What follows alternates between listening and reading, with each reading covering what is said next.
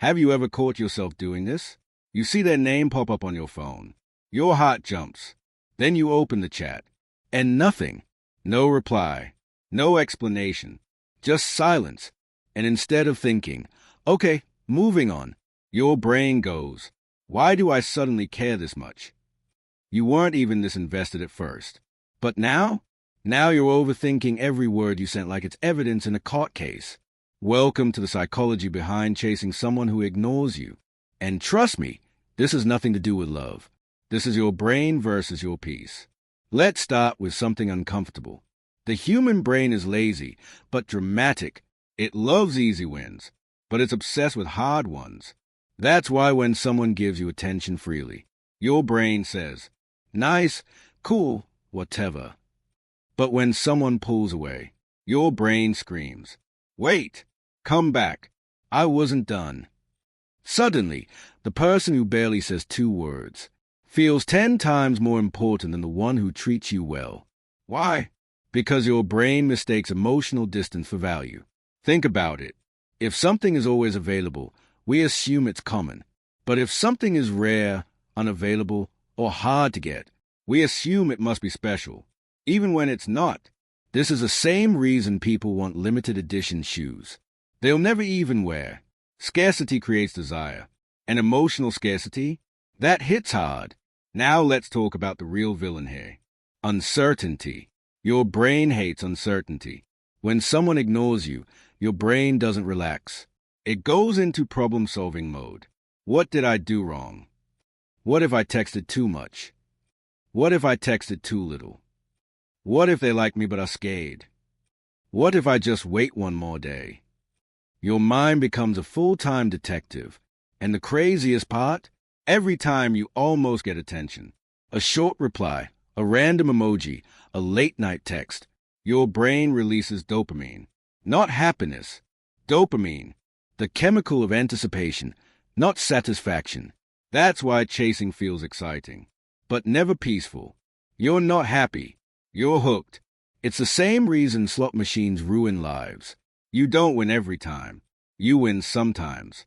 And sometimes is all the brain needs to stay addicted. Now here's a hard truth most people avoid. You're not chasing them because they're amazing. You're chasing them because they're inconsistent. Consistency is calm. Inconsistency is intense.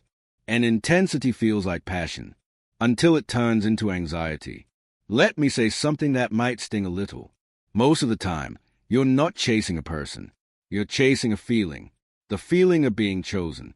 The feeling of finally being enough. The feeling of winning someone who didn't want you at first. That's not romance. That's validation hunger. Because when someone ignores you, it quietly pokes your ego. It whispers, why aren't you enough for them? And instead of protecting your self-respect, you try to prove your worth. You try harder. You give more. You lower your standards without realizing it. And the more you chase, the more power you give away. Here's the irony. The person you're chasing usually isn't thinking that deeply. They are not playing chess. They are barely playing checkers. While you're analyzing reply times, they are just living. And yet, your brain paints them as mysterious, complex, and special. Why? Because your imagination fills the silence. When someone ignores you, you don't see who they really are. You see who you hope they are. Your mind builds a fantasy version of them. Kind, misunderstood, secretly into you. But silence doesn't mean depth. Distance doesn't mean destiny. Ignoring you doesn't mean they're emotionally deep. Sometimes it just means they don't care that much. And that's not an insult. It's information. Here's another uncomfortable truth. If someone truly likes you, you won't feel confused all the time. You won't constantly question where you stand. You won't feel like you're chasing crumbs of attention. Interest doesn't hide. Effort doesn't disappear. Real attraction feels clear. But many of us confuse anxiety with excitement because chaos feels familiar, especially if you grew up having to earn attention. Love inconsistency feels normal. So when someone ignores you, your brain thinks, yes, this feels like home. And that's scary, because now peace feels boring, and emotional struggle feels romantic. Let me say this slowly. Love is not supposed to feel like survival mode. You're not supposed to overthink every message. You're not supposed to feel small just to be liked. You're not supposed to compete for basic effort.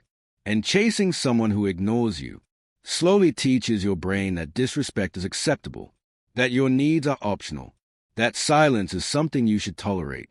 But here's the shift. The moment you stop chasing, something interesting happens. You either regain your power, or you lose someone who was never really there. Both are wins, because walking away isn't weakness. Walking away is clarity. It's choosing peace over potential, reality over fantasy, self-respect over obsession. So let me ask you a question that really matters. If they never changed, if they never suddenly chose you, would you still want them? Or are you just addicted to the chase? Think about that. And if this video hit a little too close to home, hit the like button. It tells me you want more real conversations like this.